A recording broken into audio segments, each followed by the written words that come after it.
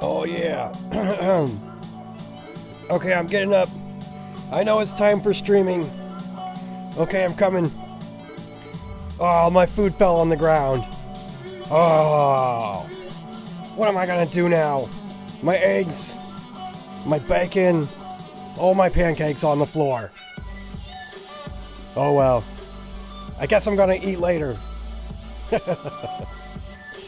Damn it. I'm sitting down, I'm getting ready. You guys hold on, I'll be right there. We got a really good show today. Please, you gotta treat yourself. Alright, here we go. Hey. Sorry about all that. I dropped all my food down there. Welcome back. I'm Skunk. Welcome back from 10 minutes ago. I just woke up. I don't know what's going on with my hair. I guess I need a haircut. Yeah, so we got a really good show for you guys today. Let me put this down right here. Skunk here. We got a totem there. We're in the process of building totems, making totems. You guys just hit me up if you need one. We went through all that about what a totem is yesterday. We were talking about a lot of like weird fringe stuff yesterday, and a lot of you guys liked it. I had some facts wrong. I mean, you know what I mean. I just want to point out this is a live action role play.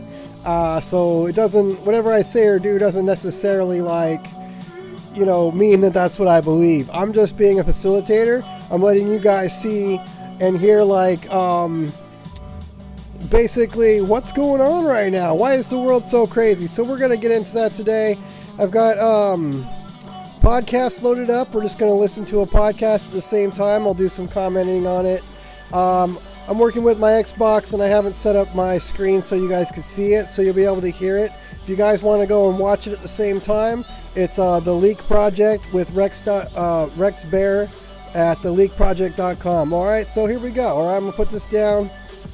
Let's do it. Oh, and we're playing ARK today, by the way. We're doing the same thing. We're trying to do a solo play for ARK, obviously. That's why you're here. But we're going to have fun learning about all the ancient stuff and how it all existed and why. You know, why is the world crazy? So, with that, let's get started, all right? Oh, I got to point out, we do have a gift card. This one is an actual gift card. It's got like candies, well, not like candies, but like, you know, like Christmas chocolates. It's got a Best Buy gift card with over $150. Woo! So we got that ready. It's like a little gift basket. We're going to send that to you guys. You'll just have to DM me your, your deets, you know, where, you know, and I'll send it right to you. Or I could send it to a P.O. box. You know what I mean? But we do have that for you guys today. Let's get started, all right? Wasting time.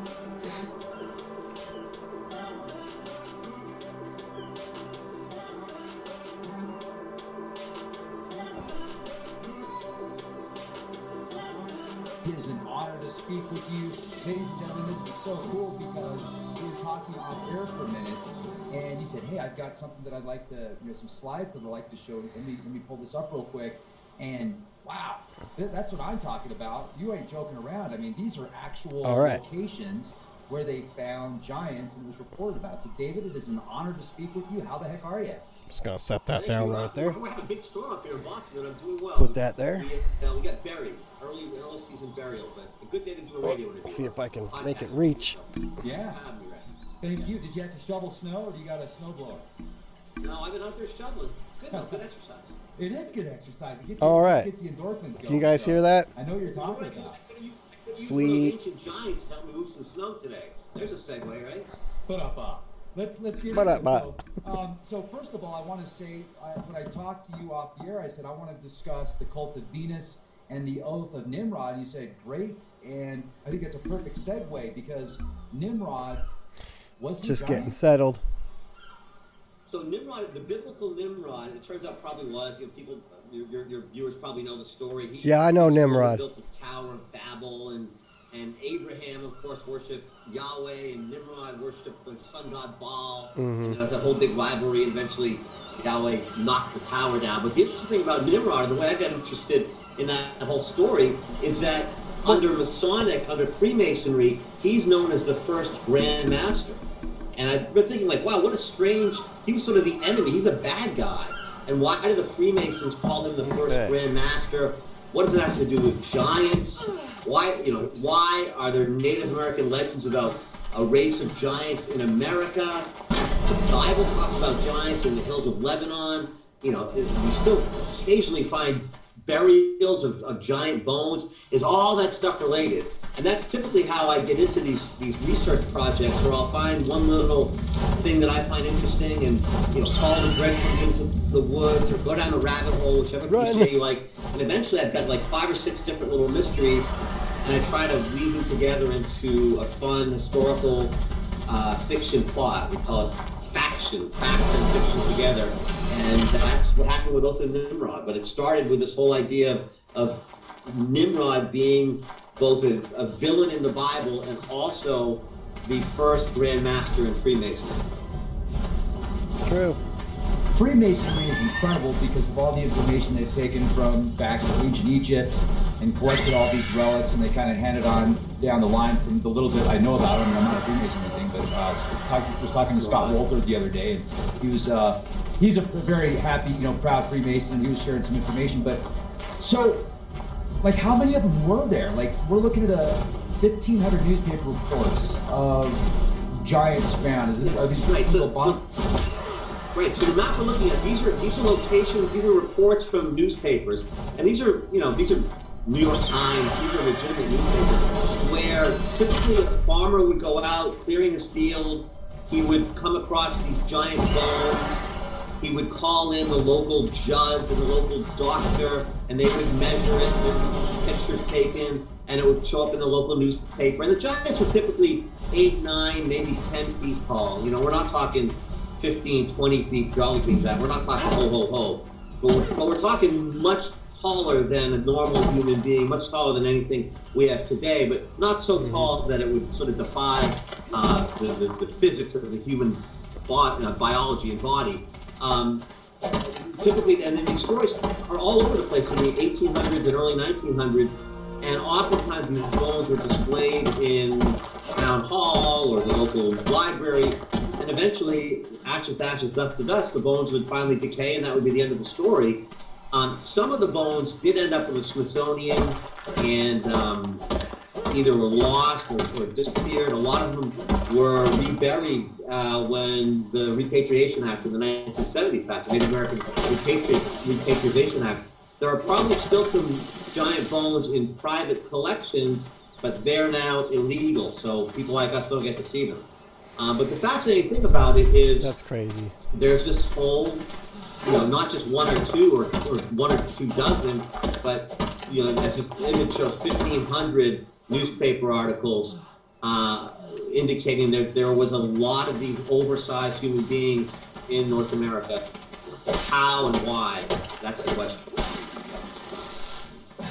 And the fact that you're able to cover this up, and then they make it illegal to have the bones, so it's almost like it's illegal to have history. Nope, history, ban him. It's illegal. It's illegal. Yeah, there's that whole, you mentioned Scott Wolter earlier, and Scott and I talk a lot about, is it some kind of conspiracy, this hidden history that's being covered up, or is it just, people have a way of thinking and they don't open their mind to new thoughts, and it's maybe an unintentional conspiracy. I think in this case, the Repatriation Act was a well-meaning piece of legislation trying to protect Native American artifacts and remains. The question, of course, then becomes, if you take it too far, and probably these giants were not part of what we consider Native American race or culture, and so, but the way the law was written, it extends to anything back then, and so, again, the law of unintended consequences sometimes. I'm an attorney by training, and so, I sort of understand how this all, how sometimes the sausage is made. Sometimes watching law get made can be a little bit ugly, and this is one of those situations where we have some unintended consequences, I think. Now, is there a way to get around that and actually, if there's a spot that people think there might be some awesome archaeological discoveries, how do you get that opportunity to do it legally? Yeah, it's unfortunate. It's one of those catch-22s because in order to prove that, for example, these Native American bones, in order to prove that they are not Native American, you would need to test them. But no one's going to let you test them until you prove they're not Native American. It was in my armpit. That catch-22 there. So we run into this all the time with other kinds of archaeological sites and hidden history and history before Columbus, basically. And the professional archaeologists always say, well, you haven't taken anything out of the ground that really proves this case. And our response is, well, you guys never look. You guys get down to a certain level, a certain layer, the colonial layer, and you never dig any deeper because you're convinced there's nothing below there. So again, it becomes a catch-22. If you guys would dig a little deeper, you might find some stuff. Same kind of thing. Yeah. Now, are there more characteristics of just the large stature when you compiled all this data, like features, colored hair, red hair? Right. The predominant feature that we find, and I'm not the only one doing this research, obviously, there's a guy named Jim Vieira who's done a lot of this.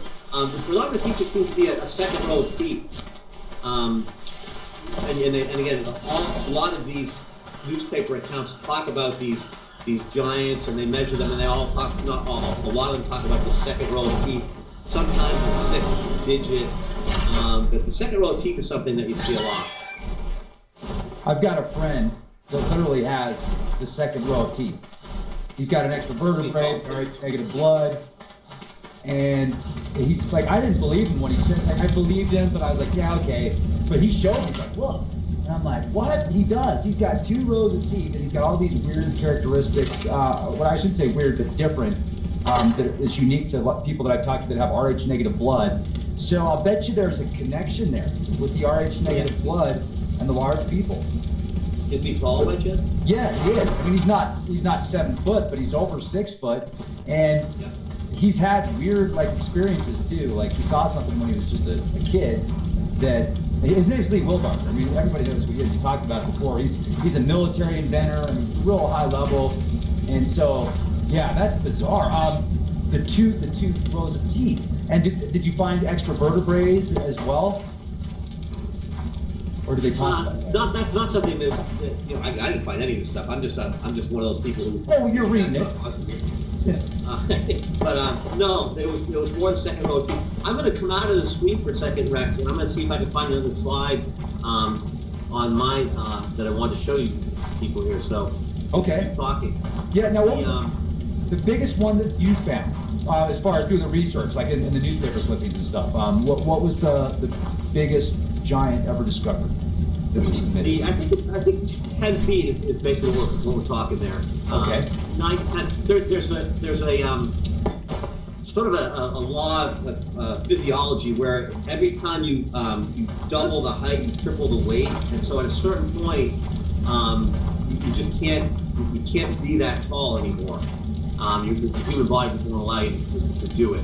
There goes my I'm camera. trying to go back to another screen. Are you seeing this double row of teeth And here? we're back. No, the screen. You can turn the screen share off if you just turn it back on. You got to do that every time when you turn it off. Oh, I gotta do it every time. All right. Yeah. So, get this out of here. So, share. There we go. Someone said, how many fingers and toes, though? Probably 12. I can't count that high. There we go. Are we seeing that now? Yes. Yeah. So that's an example of the double row of teeth. Wow. So That's the hideous. way I came at this rap, we sort of started in the middle. I'm just kidding. It's not that bad. When I first started, I think the first time I read about it was an article in Ancient American magazine, and it's like, could this have been? And then I started opening my mind to the possibility. And we know that there are races of undersized humans, pygmies or whatnot, in Africa and Eurasia that are, say, 4 feet tall. That there's a whole race of these people who are on nature loves a bell curve. Okay, so at one far extreme of the bell curve, there's some really, really short humans. So why can't there be at the other side of the same bell curve some really, really tall humans? Like it just sort of balances everything out, right? If Like the my average grandma human was is 5.5 feet, 4 foot tall, man. you knock a third off or you knock a third up on that, you can end up 8 or 9 feet, and you can have 3.5 to 4 feet, and then sort of nature likes that kind of balance. So if we know that happens on one extreme, why can't it happen on the other extreme? And so, and then to play connect the dots on it, the way that I sort of looked at this was the Bible, and not to say that I think everything in the Bible is the Word of God. I don't think that, but obviously the Bible does contain a lot of truth to it. And one of the things they talk about a lot, over and over again, is this race of giant humans living in the hills of Lebanon. And one of the questions I was trying to answer at the time was the whole copper complex in the upper Midwest and the Great Lakes region, this idea that the ancient Phoenicians, who lived in the hills of Lebanon, by the way, had come over to America, say around 3,000 years ago, to trade for and mine for copper in the Great Lakes, to bring that back, and that was used to fuel the Bronze Age. You needed copper and tin for bronze, and there really wasn't enough copper in Africa and Europe at the time. And so one of the things that Native Americans have always said when the pioneers first came is, you're not the first people here. Other people came many, many generations ago to take the copper. So I'm thinking, okay, the Lebanese, the Phoenicians came over here. The Phoenicians were great seafarers and navigated by the stars. And they came over to extract copper. They probably would have brought their biggest guy. Right? It makes only sense. You want manual labor. You know, just like me, like shoveling, right? I want the giant to help me. And so that would explain how this race of giants, and the Native Americans say, look, there weren't us. Hey, Red Wing, thanks for joining. They came here and they you know, basically... I don't have a voice, so we're just listening to a podcast today. I gotta let my voice heal. Apparently I have like a woman's body now. So you put the pieces together, you can create the story where the ancient Phoenicians came over. Thanks for being here, though. They're big guys, they're right giants. On, man. They came to mine copper, they stayed, they married into the Native American tribe, created a whole new tribe or race of oversized humans, and that's where those legends are. But those pieces don't fit together. And that's how I first came to like, who were these Phoenicians? Why were they coming over here? What were they doing? Where's the evidence? Right.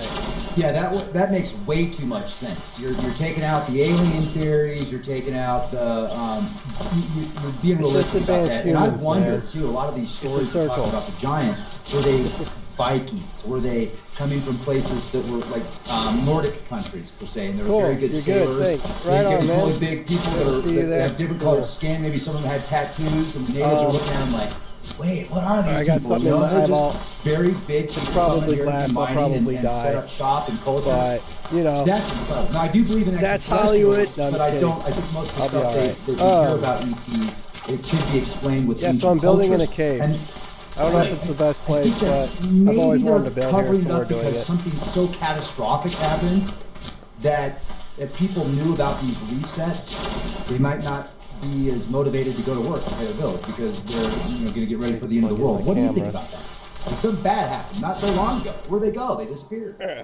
There we go. I like your thought right, now that I can see you we don't need necessarily to get to talk about aliens to answer some of these questions because thank you, man. We have human explanations for most of the stuff, right? I did a lot of research on Atlantis. And to me, I don't think you need to get to aliens to explain all the mysteries of Atlantis. I think it's entirely possible there was an advanced I just don't really have a voice today. That that created all the ancient technologies that would explain Atlantis. I don't think you need to. We're gonna move the stairs. This is just temporary. Hey, stop!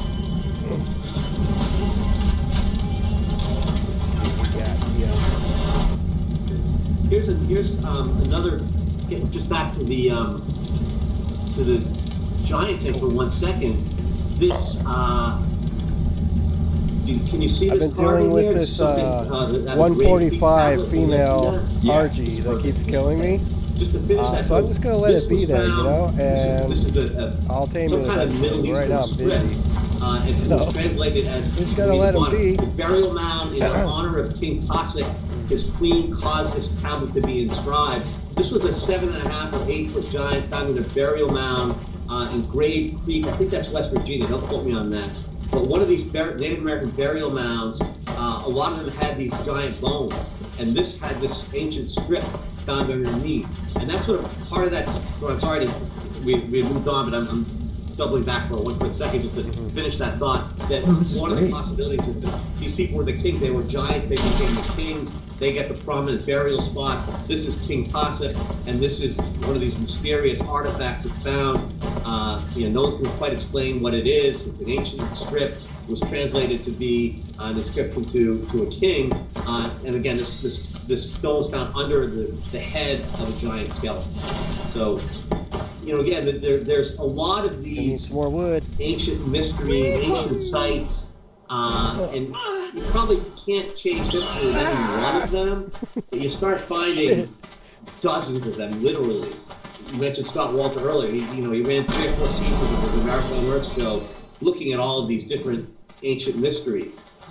There's just too many of them to make me think that they're all hoaxes or I'm cutting wood like I'm drunk. Jokes or something, Like there might be a story to explain 1 or 2 or 3 of them away. Can you tell I'm the best at Call of Duty? The sheer volume of the totality of them makes you say, okay, something's going on here. Yeah. I blame it on the lag. Viking-ish. Looking at this. It looks a little bit like runes. You're right about that. Yeah, the Phoenician language. I hadn't thought about Phoenician that. does look like runes. You're right.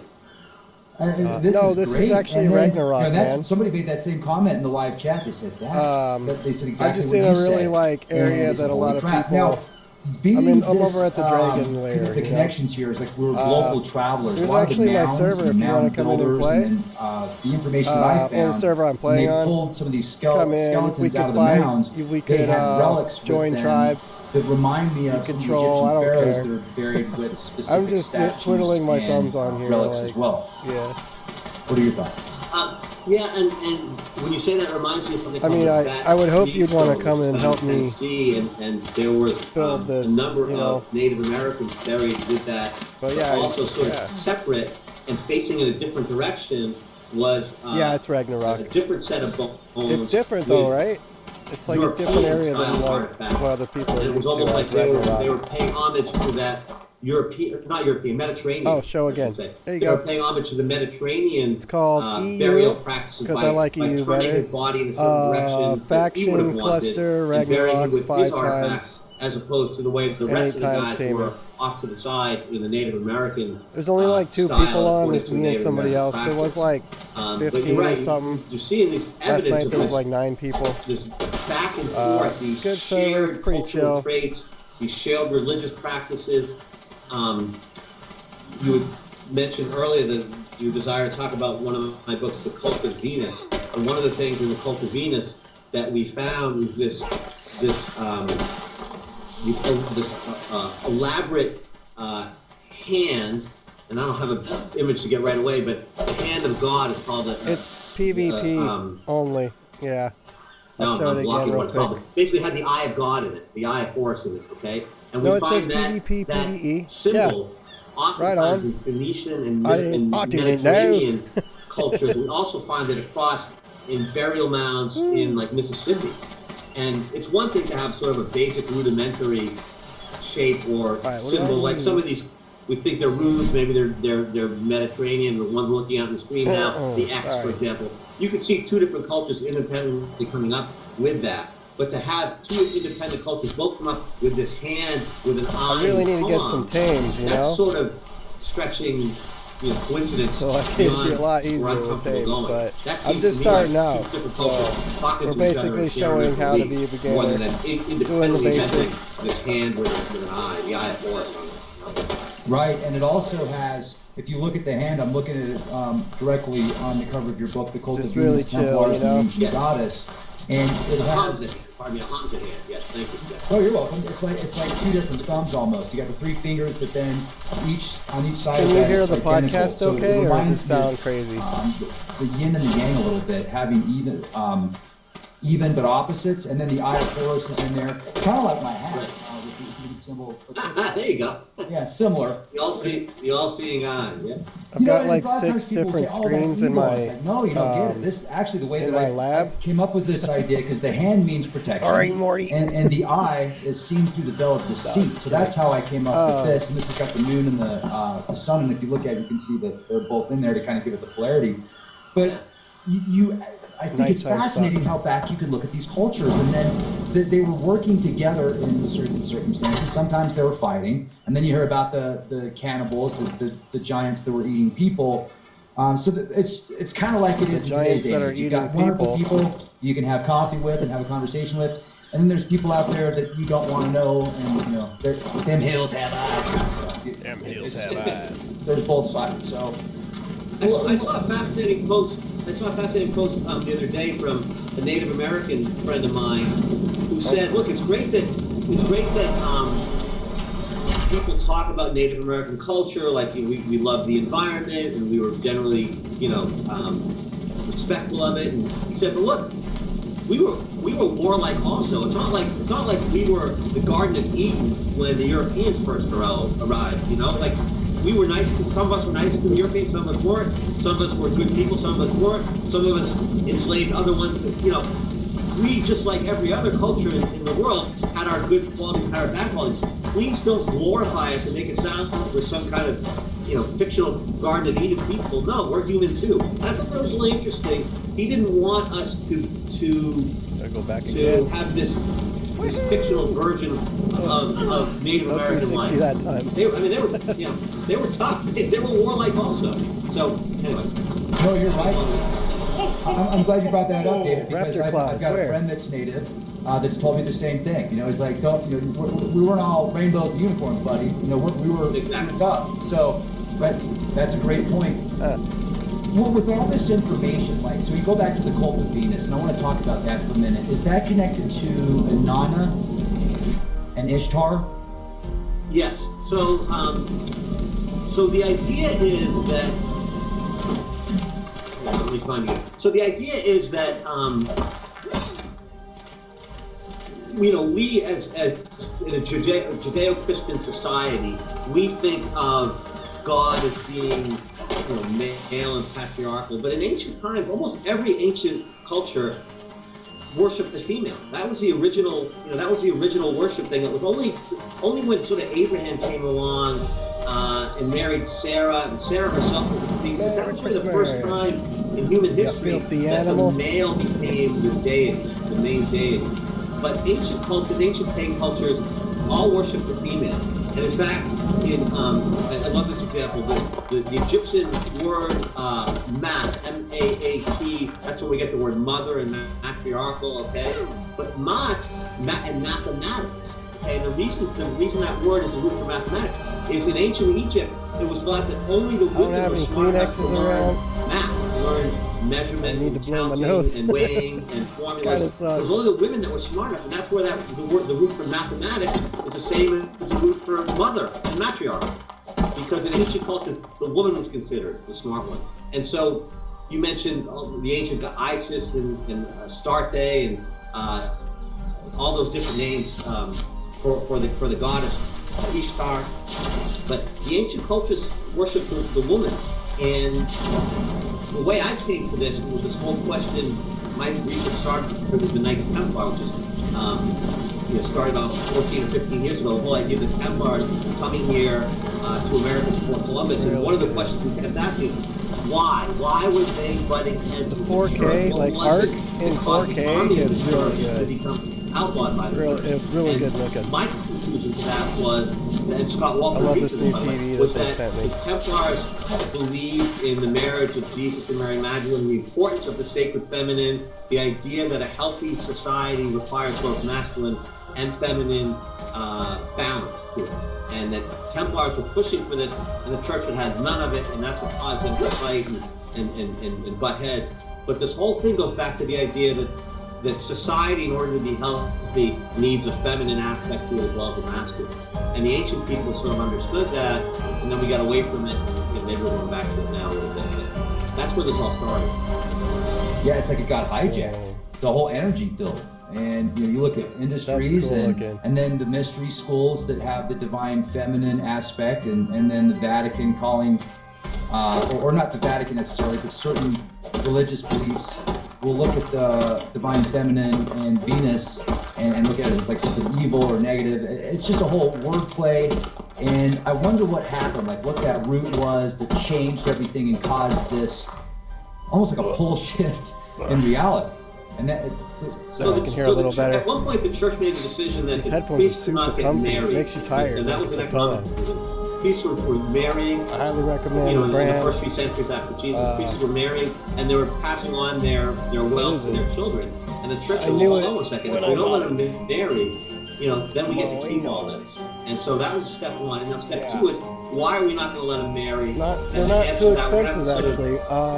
Villainize the female. It's a good way for cheap to the look Garden pretty, of Eden, original pretty sin. expensive. This is how we're going to justify the I men always are spent like better maybe than women, and $300 women on my are Taurus. flawed, and we're not going to let them marry because we lab. want our priests to be pure, and that's going to be how we perpetuate that.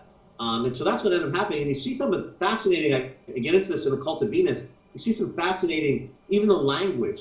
So, for example, the word lunacy, which comes from the word lunar, meaning moon, and the moon, of course, is associated with the feminine because of the menstrual cycle. But lunacy is a word that directly is meant to identify as female. It's a female word. Women are lunatics, not men, and that's because of, again, the church had a big influence even on our language. We talked about wordplays. They had a big influence on our language even in medieval times. Wow, David, you just blew my mind, because what you said about the church and the marriage, pick my nose. that makes complete economic sense now. And then I'm going to use my It was hands for the to money. type on Money and my control. camera. Always follow the money, my friend. Always follow the money. Yeah. Even the idea of eating fish on Fridays was something that was done to support the maritime fishing industry in the Mediterranean area. There's no religious reason for that. All right. Always. We learned that in law school. Follow the money, they tell us. I'm getting the chills right now. So, and it also really messed up people's minds and just turned this whole, like, if you're a dude, you've got, if you're a human being, you've got, desires and wants, and then you say, oh, you can't marry, you got to stay. It's like, that's going to mess your head up, man. Right, so, man. I could never be a priest because I love cool. I women. appreciate it. I love women, and I'm thanks for the donation from. Imagine, I gotta scroll down again. Cultures say, on my we want our Discord. best guys, so our leaders, our priests, our rabbis, our chiefs. We want those genes to be passed along. So if you're a chief Did of you a name Viking yourself clan or Raptor whatever, Claus? you're the alpha male, right? They want you breeding because they Okay, want so I got a that, donation those in genes to pass Discord along. from If you're a Raptor rabbi Claus. in ancient Israel, they want you breeding. They want, That's really so weird, the idea, right? we're going to take our Being that there's a our Raptor best Claus guys, in our the game we're priests, playing. and You tell probably you we're not just going to let those typed in, genes like, pass wrote along. his name as One of Raptor two things Claus. happen. Either But thank you for the $10 the best donation. genes I will really get passed along, appreciate or that. what you said, I'm not going to do that job. I want to have a wife and kids. So you end up not with the best people. It all goes to in your clergy like positions anymore, your positions of leadership. nonprofit So you organization end to up, help build houses sort of dumbing yourself for down. low-income people. Becomes almost a defeatist ritual. Going back to the Templars for a second, there's some fun things. As you can see, that the Templars and the Church are sort of had a tug of war over this. The game of chess is something the Templar, it's very popular now with the Queen's Gambit, that show on everyone's watching. Oh, Queen's Gambit. Templars I brought love that Queen's game back Gambit. to Europe from the Middle East. And originally, I play chess, actually. If you guys want to play chess with me, that's so why fun. is the Queen I've been meaning the to most do that. powerful piece on the board? Flex a little It bit on a wasn't chessboard. Originally, but when the Templars brought it back, they gave the Queen all the power. And if you think about it, so when it first came back, the church was like, well, we can't have this game. The Queen's too powerful, and there's not even any religious piece on there, because originally the bishop was a sailing ship, which is why it goes diagonally, like a ship tacking into the wind going diagonally.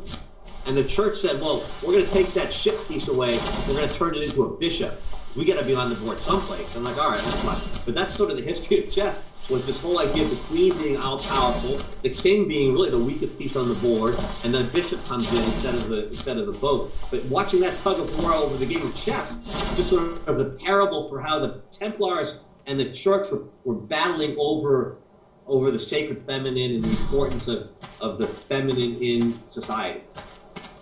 Yeah, it just takes it's so unbalanced. It's disharmonious, and so if everything's built around that, it's going to have these long-term consequences, and that might be why some of these mystery schools went underground, is because they didn't want to be persecuted by the Vatican, but they wanted to share that information. That sounds right. Totally. Probably to Atlantis.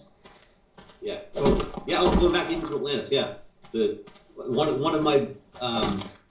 one of my books is called The Echoes of Atlantis. The original title was going to be The Crones of Atlantis, because I think Atlantis was probably a matriarchal society. It didn't use that title because it was crone is sort of that's another one of those words. A crone, everyone thinks of that as like a little old hag with a wart on her nose and cackling, but crone has the same root as the word crown. It really means the leader. The crown and the throne, it's the same thing. And so crone in medieval times was a respected title for a woman, and then the church sort of got hold of it and it became anti. I'm walking here. It became this cackling witch living out in the woods, practicing, medicine with herbs and good things, by the way. Medicine, we want that. No, we get back to economic things. No, the church, we don't want anyone to be cured by medicines. We want people to pay I didn't mean to say it's crappy. to be cured through prayer. It was an economic decision. Not allowed Don't go to the to. medicine woman out in the woods with her herbs and roots and whatever else for drugs. We don't want that. Fix it in post. We want you to pray one more time. for your health.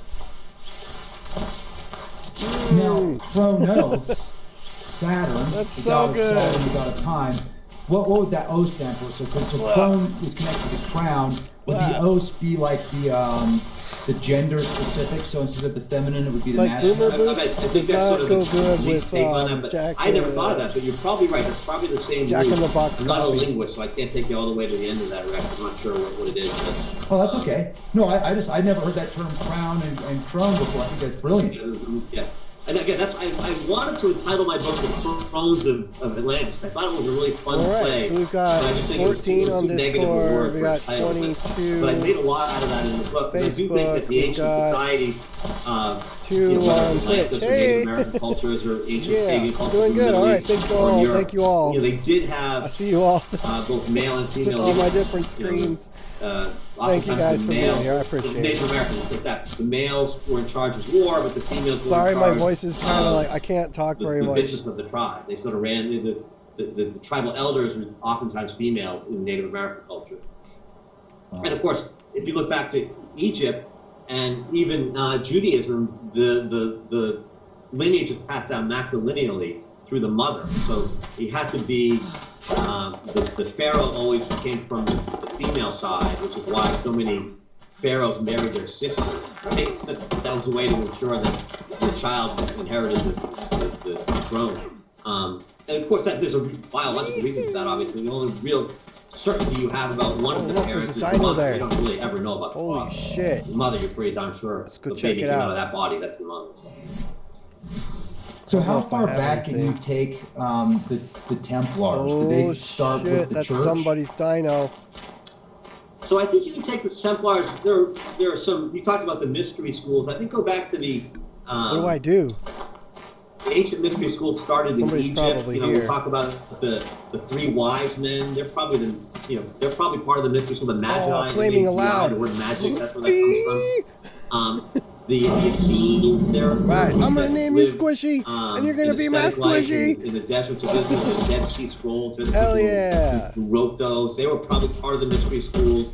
A John gift the from the Baptist, gods, probably part of man. that. Maybe Thank even you, Jesus. Cthulhu. Jesus went to Egypt and trained for a while. But these mystery schools, I don't really you know. can see them all the way through. I think the Templars are just one of the many iterations of that. The more recent one being the Freemasons. I think once the Templars were outlawed and went underground in the early 1300s, the result of that was a couple of different things. One was the Freemasons. One was something called the Knights of Christ in Portugal. But it's Freemasonry we know today as being the inheritor of a lot of that mystery school knowledge and tradition that went through the Templars during medieval time. And so this is just fascinating. And if we were going back to the cult of Venus, is that, as an example, let's say the Statue of Liberty? Is there a connection there?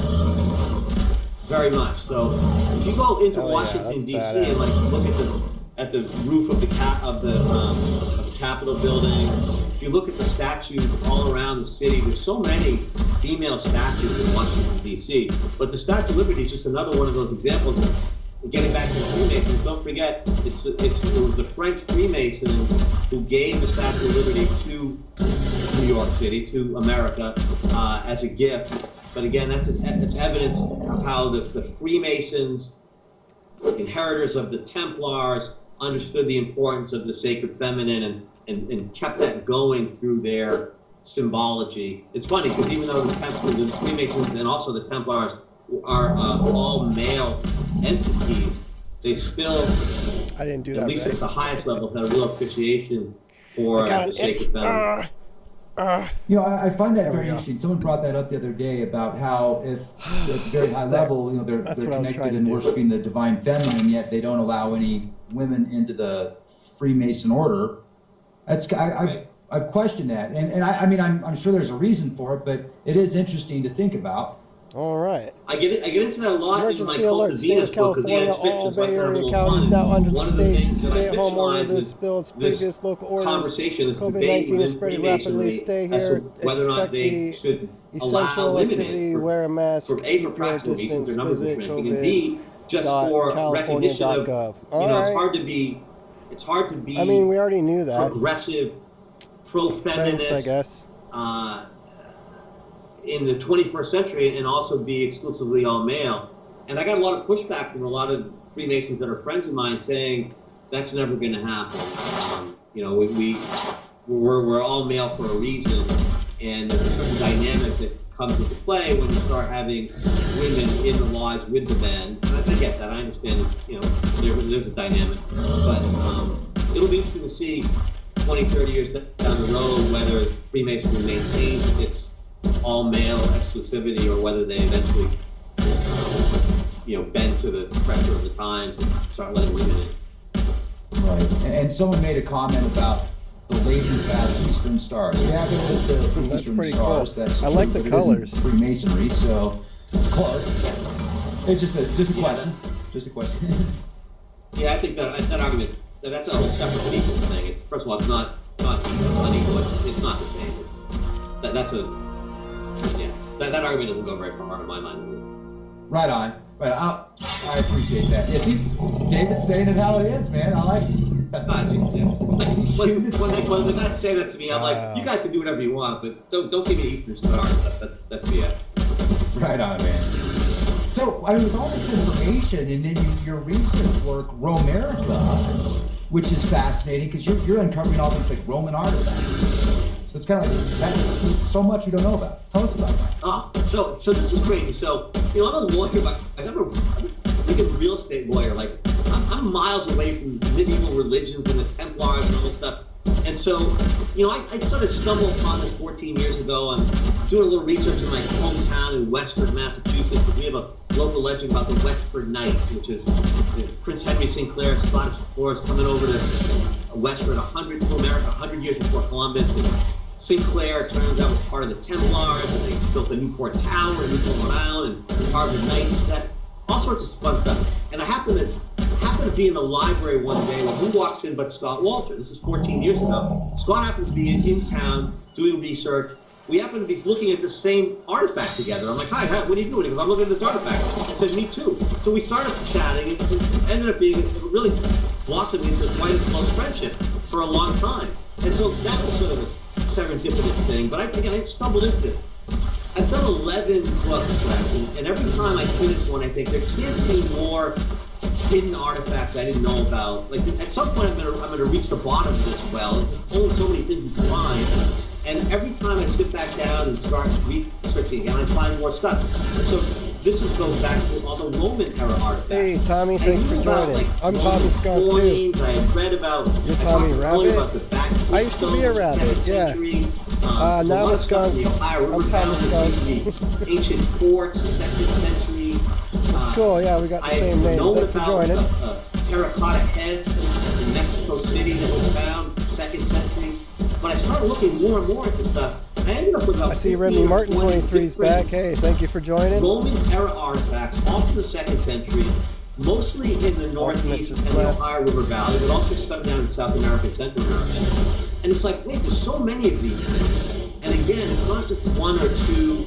And then you start asking the experts, and they say things like, well, maybe a seagull swallowed a coin and flew across the Atlantic and pooped it out on the beach. I'm like, really? Okay. But I got 22 coins here. Okay. I found 22. That was one hungry seagull, you know. He clearly thinks this is his house anyway. So let's show him what's this is actually up. a court decision I found in Massachusetts.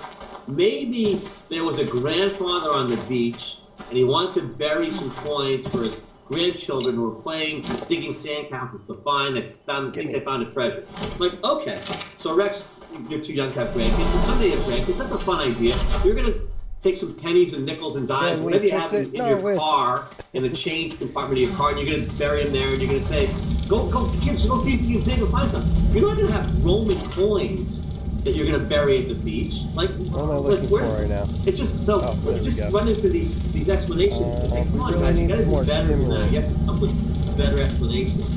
And so all this was sparked 4 years ago in the town we live in now, Newburyport, Massachusetts, up on the North Shore. 4 years ago, after a big storm, a husband and wife were out metal detecting on the beach, and they came across 22 Roman era coins, also to watch the shore, as if they'd been dislodged from a shipwreck offshore somewhere. And this is the 4th or 5th time that a similar thing had happened after a big storm here in the Northeast, that Roman era coins washed the shore. And so at some point they start saying, well, look, you know, the Romans were not great seafarers, but at some point they did capture a Phoenician trireme during the Punic Wars, and they figured out how to build these ships. Otherwise, the Phoenicians the Carthaginians called back then, were going to kick their butt. At some point, they had to figure out how to fight, how to make a navy, and so they eventually figured it out. At some point, maybe these ships just got blown off course. And came, you know, and didn't even intend to come across the Atlantic. They got blown off course and ended up in the Northeast. Or maybe they knew from, again, the ancient Phoenicians having been here. At some point, there's legends, stories, there's maps, charts. You capture the Phoenician captain, and under torture he tells you about, we know how to go across. And you go across it. I mean, it's part of the human condition. When I was a kid, I used to watch Star Trek with my father, right? To boldly go where no one has gone before, to seek out new life and new civilization. We should be able to do it with that. Talked about. That's the human condition. Not everyone wants to go crossing the Atlantic. Those can see it on the other side. But there are plenty of people who do, and there are plenty of people who probably did it. And of course, we don't necessarily know about it because there's economic advantage to having done so. We're not going to build a cage. I know, you build a cage and you bring them in. It's your own gig. I don't really have a case right now. It's your own opportunity to create relationships and trade with the Native Americans. So you don't talk about it much. But I'm more and more convinced that it really did happen. That there are waves of explorers coming back and forth across the Atlantic. The Atlantic is not a barrier, but a highway. And how far back, if you were looking at planets, how far back would you go?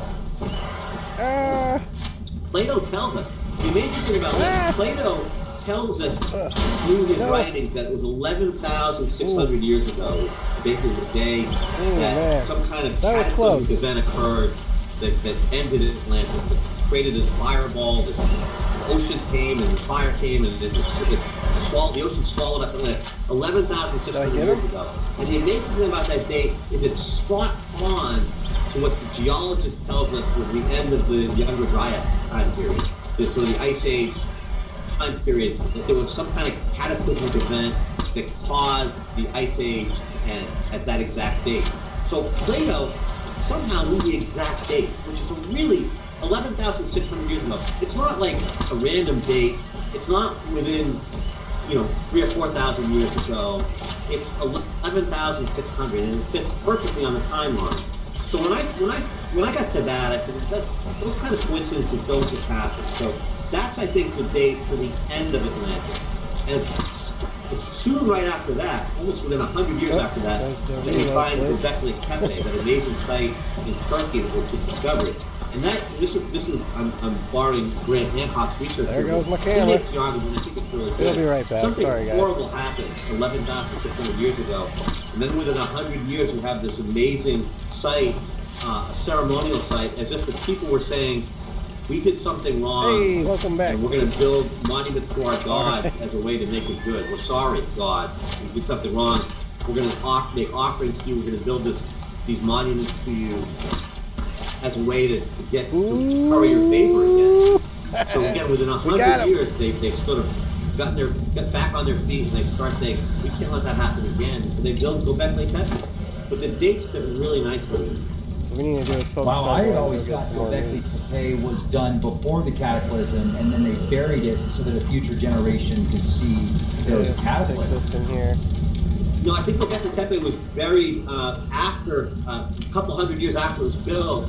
I think what happened, one of the theories is, like I don't know, one of the theories is that their enemies were coming and they didn't want their enemies to discover it, so they buried it. But no one's quite sure why it was buried, but the dates are pretty clear that it was about 11,500 years ago they started building Göbekli Tepe. 11,600 years ago, the geologists tell us it was a cataclysm.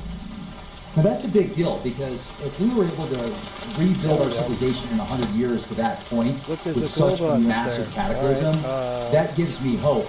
Because that cataclysm, I mean, it wiped out North America. North America was like a giant fireball, basically. It was so 100 years to be able to go back to that point. They must have gone underground and then came back out after a certain point. What do you think about that? So I had to sort of answer this question with my Echoes of Atlantis story. So the figure I have was that Atlantis was destroyed 11,600 years ago, but it wiped out all of Atlantis. But at the time, there were trading parties out around the Atlantic Rim. They had outposts. Maybe there was an outpost in the Middle East near Göbekli Tepe. Maybe there was an outpost in the high ground in South America, Peru, for example. Maybe there was an outpost in North America, Orkney Islands, wherever. But some of these people survived, and so we see this Atlantic Rim area, settlements along the Atlantic Rim, where survivors landed or were originally and were able to maintain their culture. Now, it wasn't the same advanced culture. I like to give you the analogy. My wife is a potter. She's a sculptor and a potter, okay? And if we went through a cataclysm, she would be able to teach our daughters some rudimentary pottery skills, but she wouldn't have an electronic wheel anymore. She wouldn't have a kiln anymore because the infrastructure's gone, and she wouldn't be able to go down to her pottery supply store and get the clays and the glazes. So she could pass on pottery skills rudimentary to our daughters, and our daughters can then pass them on to the next generation. But they wouldn't be nearly as good as my wife does today. But there'd be some skill. And that's basically what we see after Atlantis was destroyed, is that there are some skills that were able to be maintained, but not nearly at the same level that we had, not advanced skills. Where's all the There's animals? a group of people who live in maritime Canada called the Red Paint People. And they go back to about 10 or 11,000 years ago, and they were out deep sea fishing.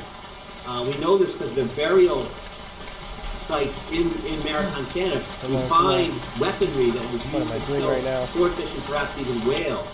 This is not something the Native Americans were able to continue to do. This is something that was advanced 11,000 years ago. We'll never survive. And then faded away. All right, Morty, let's go. Almost like they had a memory of being able to do it, and then that memory was lost.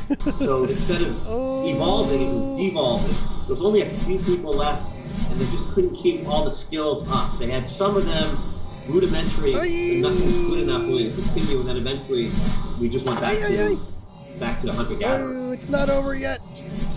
Yeah, and once again, that could explain a lot of these ancient technologies, ancient megaliths, and what people describe as aliens.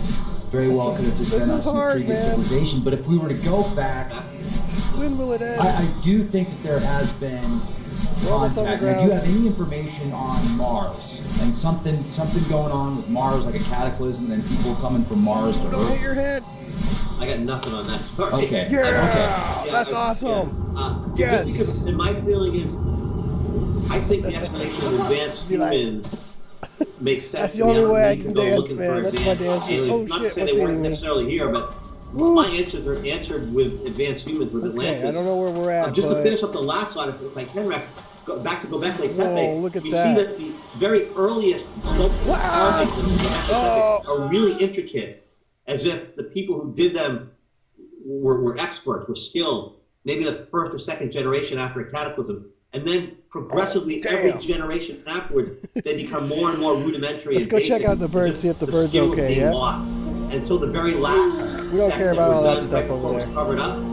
They're really almost like something you would 6 or 7 year old would do. Oh, it's not that far. No skill involved at all. Why did I make that That jump? skill was lost. Again, we see it over and over again. I guess there's a huge dragon there. Had to be lost. The red paint people. Okay, go back to that for a second.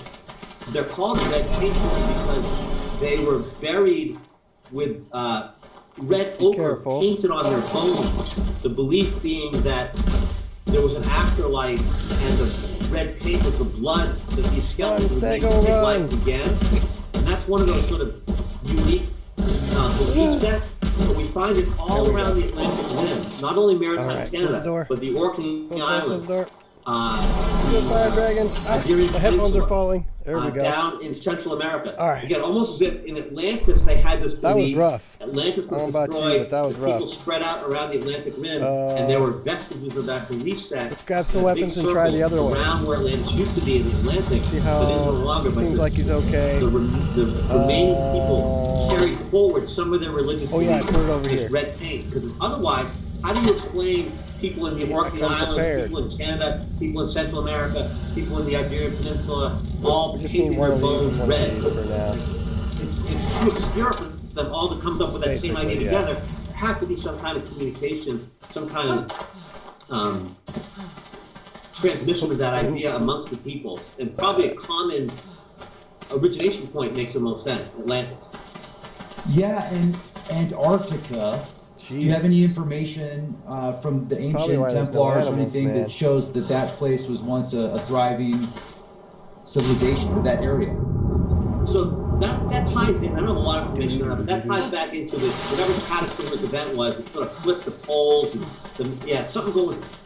The Earth was really shaking to its core then, and everything switched around there. So so that all ties back into that. But I think it all goes back to some kind of cataclysmic event, whether it was a meteor strike. There's a great book I'm reading right now called, I got it right here actually, Earth Under Fire, which talks about how the sun sends off these pulses of energy periodically, and we might be due for another one of those. But whatever it was, something came in from outer space and changed our planet. Yes. Absolutely. We're talking about the solar flares and the cosmic clock, and there's some experts out there now. I don't think you're an expert after you brought up the experts that said seagulls were swallowing coins and flying across. Those dragons are eating everything, though, I think. Yeah, you're an expert, man. Geez, my money's on that. And they poop the coins out right on the beach. Like they don't. Come on, tiger. Whoa, there was one right behind me. Like really, dude? Swamp gas. Shit. Yeah, that's great, man. I love it. There's two of them, though. But I just find it fascinating. All this ancient history that seems to be unveiling itself right now. Only a 50. And I also wanted to bring up the petroglyphs. I study a lot of petroglyphs out here in the Four Corners region, and actually there is, in my opinion, a ton of evidence of an ancient culture don't run away, fool. They were very small. That's right. They were pygmies. Like they were about 3 feet tall. You tried to attack me. And I've read personally dozens of news articles from the 1800s, this one. the 95. 1900s that describe get some these air, get some graveyards stamina in places like Tennessee and Ohio and surrounding areas of very small people, and they were about 2.5 to 3 feet tall. And these I wish your graves stamina were would come back a little quicker. made with limestone and this rock sucks, that was man. from out of the area and very nicely lined.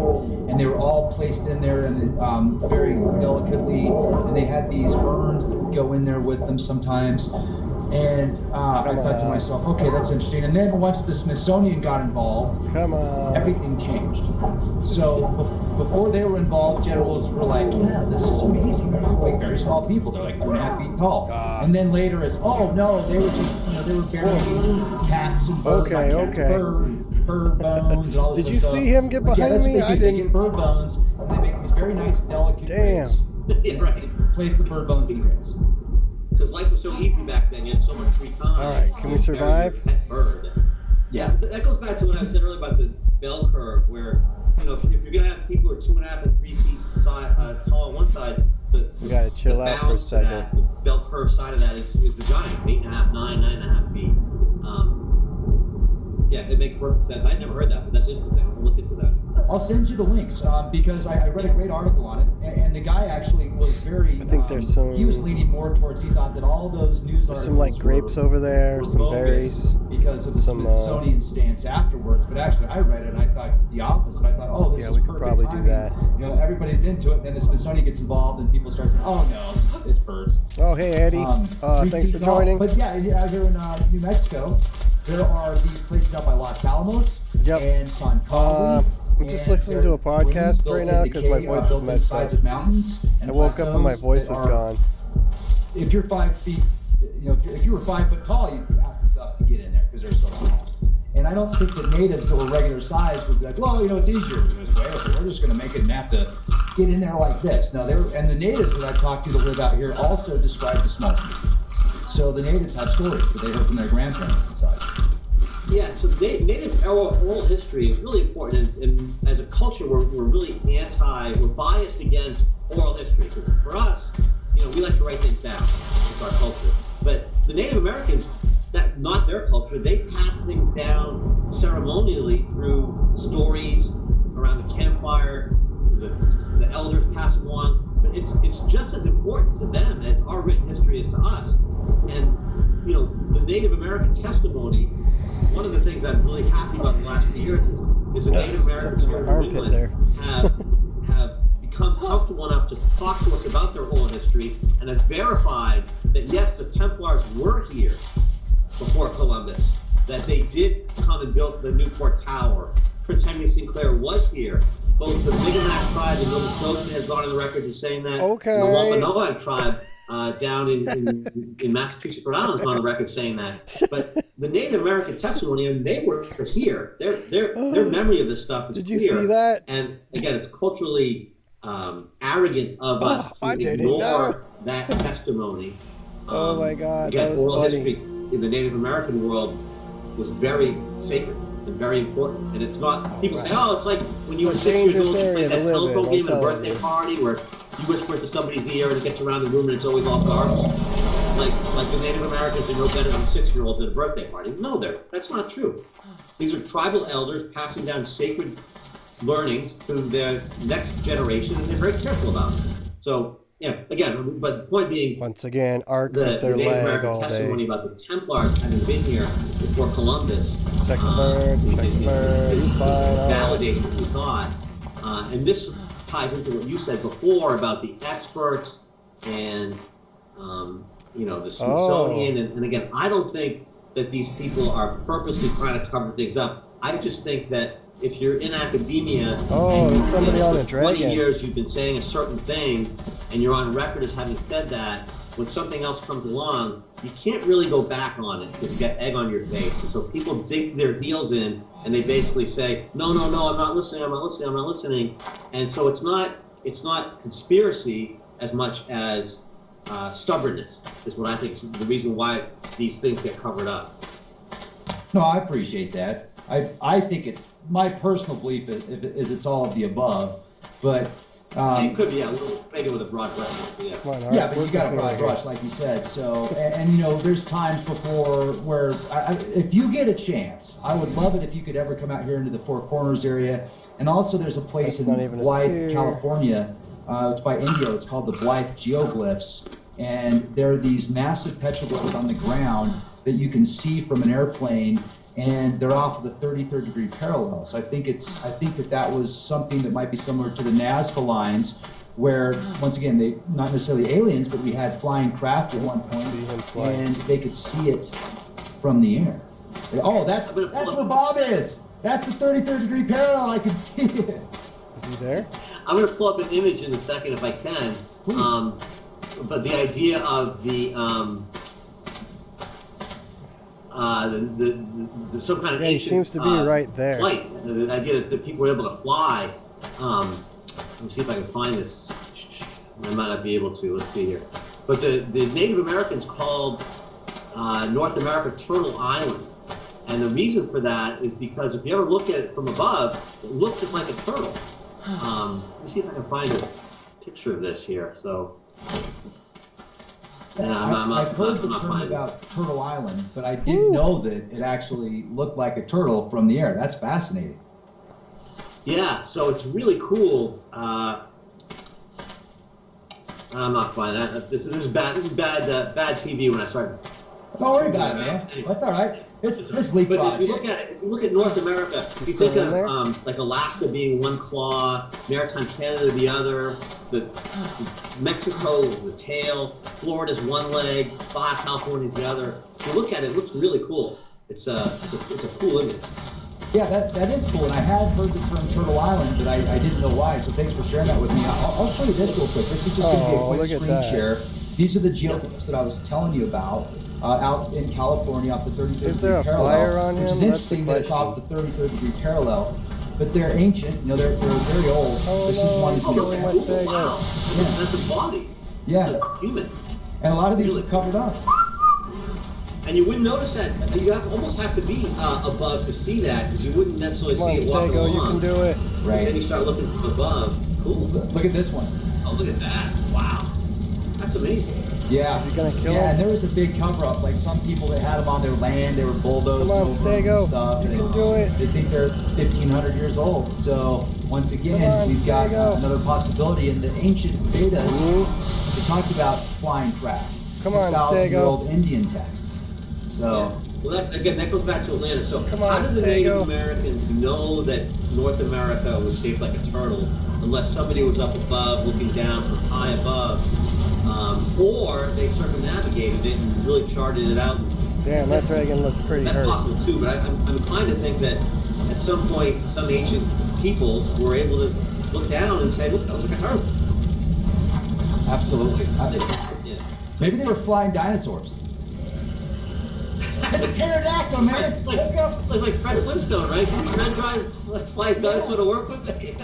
Come Hop on. on, let's go. Oh, shit. I'll shoot you an email after the interview with that Turtle Island. Maybe you can post it on your site or something so people can see it. But Thank you. it'll take me 2 minutes to find it, but I don't want to do it while we're talking. So No, that's totally cool. I appreciate that. And so I'm looking at your book, Powdered Gold, Templars and the American Ark of the Covenant, Templars in America series. This is the third book of the series. Yes. Like, talk to us about Powdered Gold. Yeah, so that's the one research I've done out. That's in Tucson, Arizona. There are outside of Tucson, there were these lead artifacts found in the early 1900s. And the great thing about this was the University of Arizona archaeological digs. So no one could sort of argue that it was found by those like me or something. It was real archaeologists.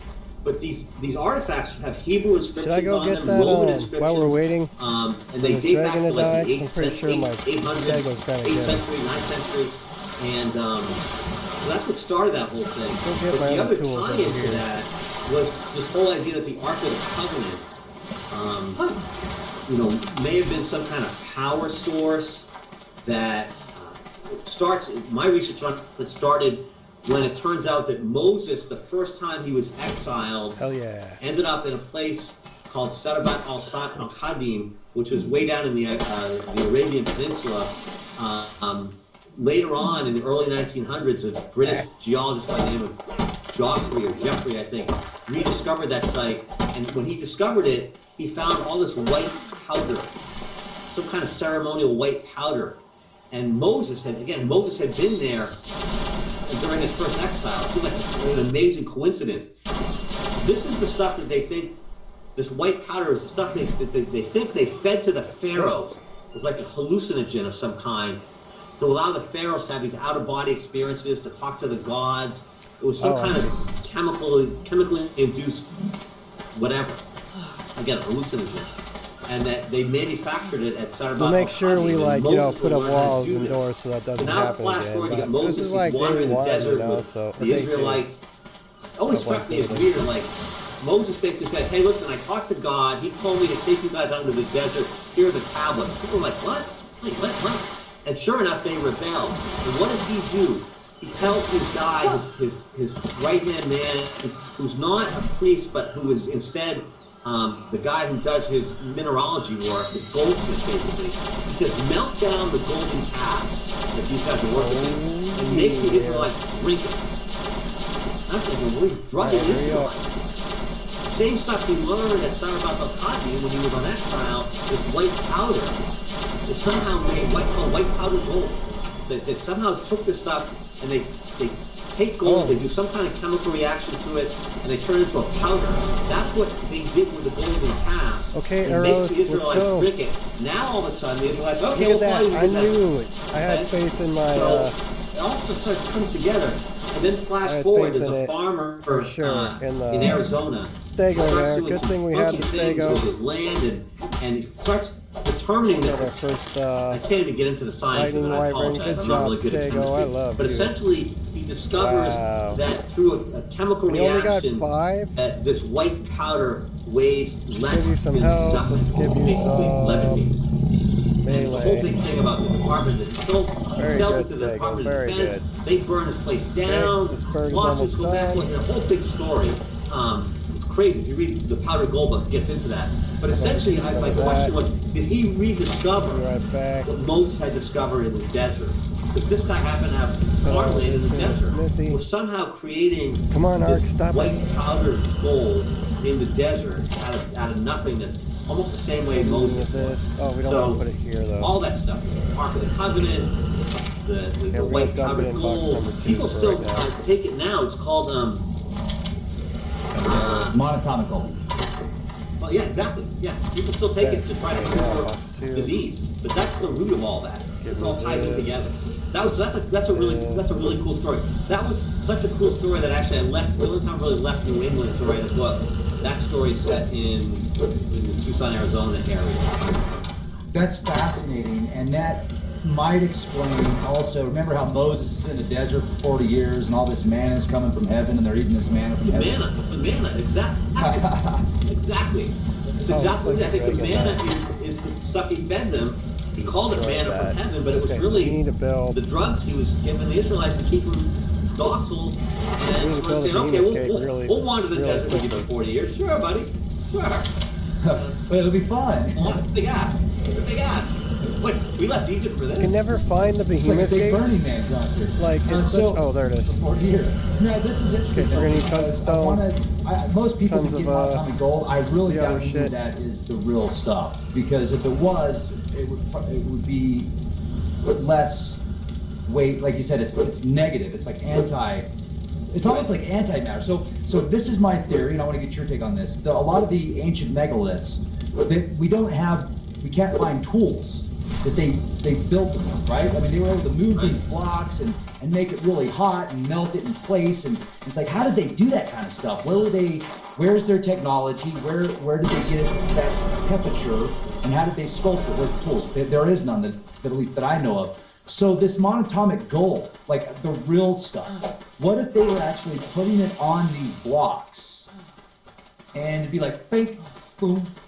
And because it's not, because it's less than weight. So somehow you put whatever you put it around, it's like a levitation device, and they could have been moving them with their That was minds. awesome, though.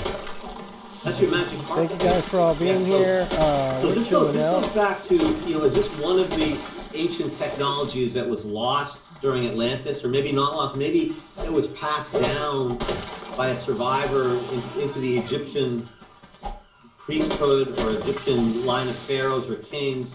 Again, this is the kind of thing, if you're a priest, you don't tell people about this. If you happen to know how to make things float, right? You're only telling your kid about that. That's your family lineage for all time. That's your path to a good life for the rest of generation after generation. So maybe that's the type of thing that was passed down. Some kind of ancient technology from Atlantis. All the gets fake passed down and stones. explains how we were able to build pyramids, how you're able to get up above North America to see.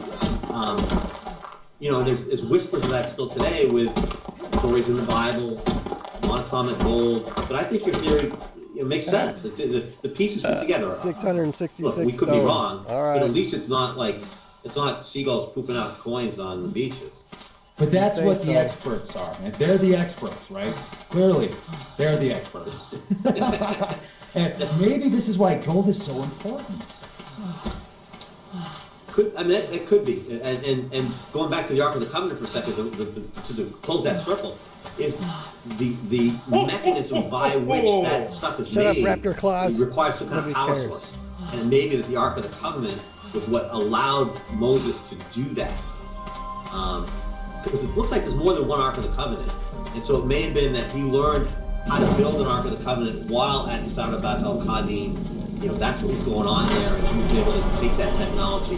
But that's why the Ark of the Covenant, you know, the stories about that, the Philistines stole the Ark during battle once, they defeated the Israelites, took the Ark of the Covenant, and then gave it back because it was giving everyone hemorrhoids. Damn. Did you remember? The actual word hemorrid is actually a Hebrew word for the Old Testament. But they basically said, take this thing back. We're all getting sick. Awesome. So now We we go got close RG. to it. We get electrocuted. Like there's something time, going on there in the Just covenant. gotta So much stick so the everything in here Philistines and gave get the damn ourselves, thing back. So there's some kind of power source, radioactive, something. I get into all that in Powdered Gold. It's a fun read. It's a fun look at all that. Once in a while, I get a negative review from people who say, "Wait, you're saying that Moses drugged the Israelites?" You know, they're offended by that. Sorry for people who are too religious. And by the way, if you're religious, stay away from my We're books. gonna need a bunch of stone for the You're not rest. gonna like them. I don't need you to send me a nasty email. You don't want the aggravation of reading something that questions your beliefs. But for people who like this kind of stuff, dive in. But if you don't like it, if you don't like your religion being questioned, just do us both a favor and stay away.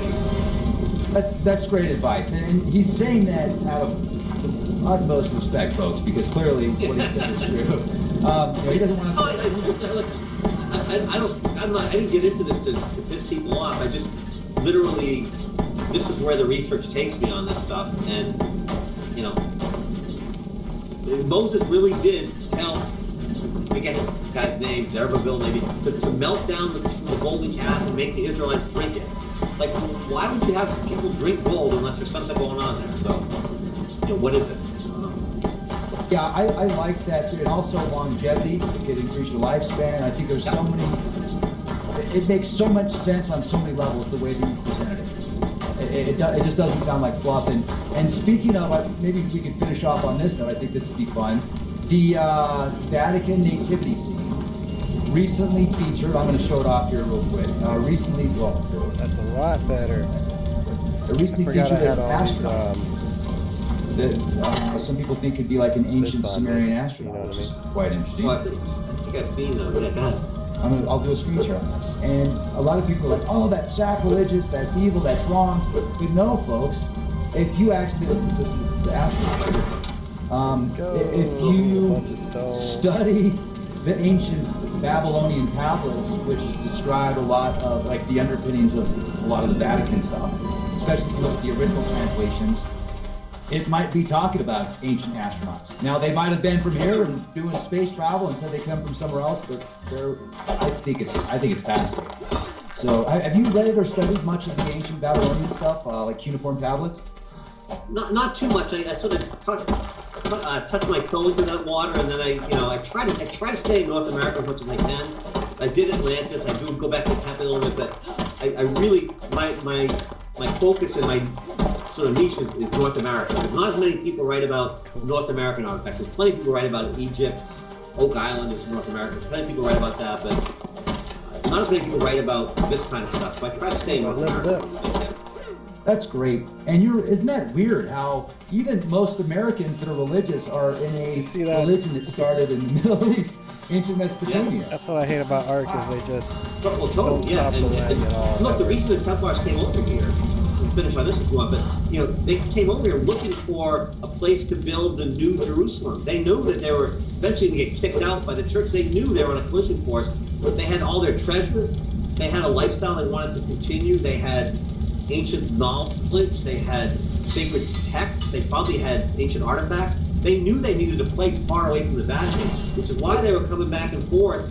I think they probably learned how to get back and forth from the ancient Phoenicians. Remember, they were in the Middle East. The only other Christians in the Middle East at the time were the Maronite Christians in Lebanon, the descendants of the ancient Phoenician seafarers. Templars get there. It's a natural alliance. We know for a fact that they allied with the Lebanese Christians. The Lebanese Christians have these old maps and charts and sailing logs about going across the Atlantic. Templars like, wait, perfect. That's where we want to go.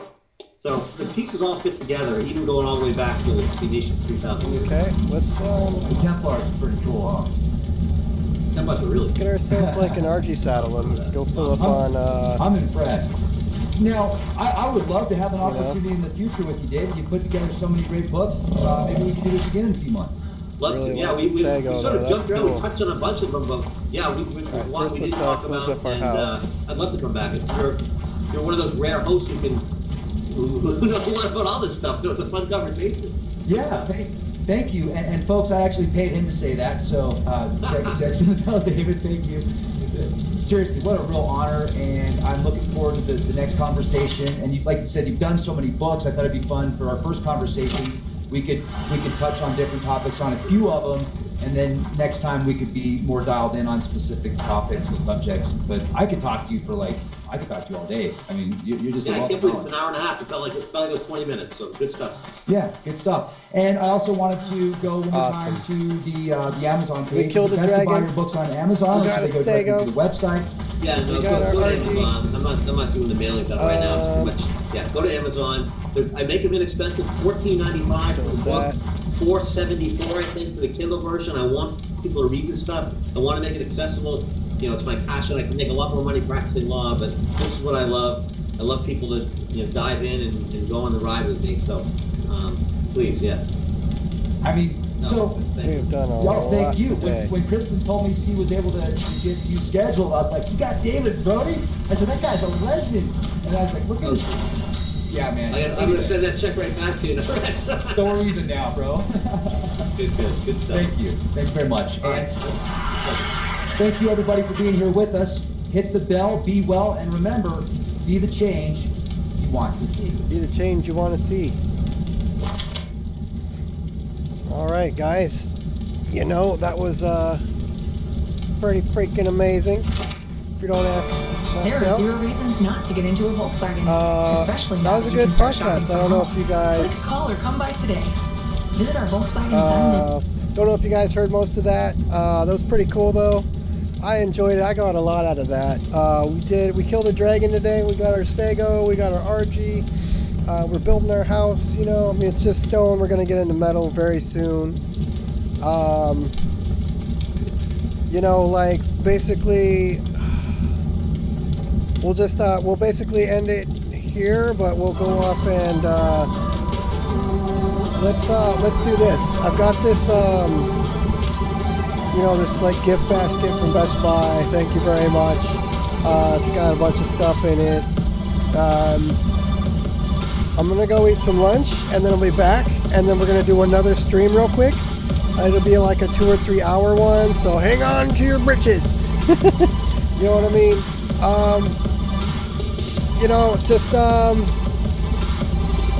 You heard everything right there. There's a lot of facts that I heard, a lot of good stuff. I think maybe we'll try that again. We had a bunch of. I'm reading the comments and stuff right now. That's pretty amazing, guys. I'm really enjoying doing this. I'm glad you guys are enjoying it. It really helps me. Don't forget to donate. It goes to a good cause, building houses in Haiti and in South Africa. All right. Also, don't forget to check out my Patreon and get a bunch of merchandise from me. And all those proceeds go to me building a canoe for June. No, I'm just kidding. That goes to the housing thing as well. We have tons of fun. Just hang on there, guys. I do have the gift basket for you guys worth over $160, I'm pretty sure. Love life, live large, as always. And remember, hot dog is a sandwich, of course. And love life and live large. And I'll see you guys in 10 minutes in the next Skunk Fam. All right, later, y'all.